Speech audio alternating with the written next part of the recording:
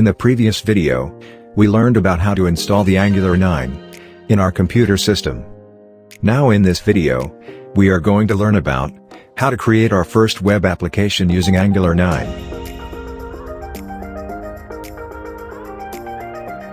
So firstly you need a text editor. I am using Visual Studio Code for this. You can use any text editor.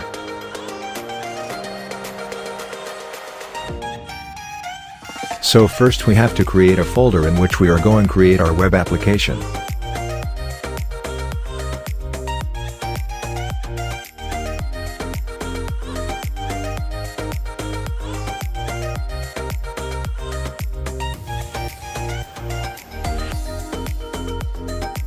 Visual Studio Code has an integrated terminal from where you can run your command. So go to View and click on Terminal. Make sure that you are inside your folder that you have created. To create a new Angular project, simple type ng space new, followed by project name, which in our case going to be Hello World.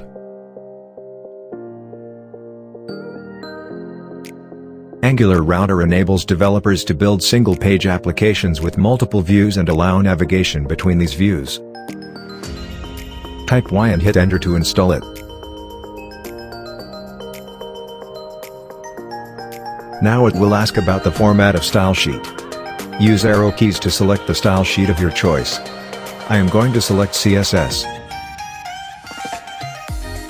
This command takes few minutes to run.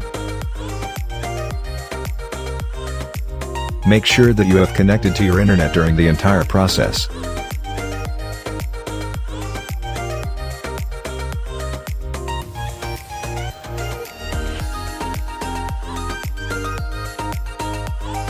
Once the program completed, you must have the Hello World folder created.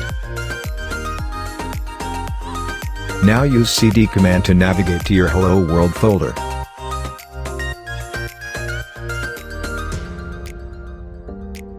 Now run the command ngserve to run your application.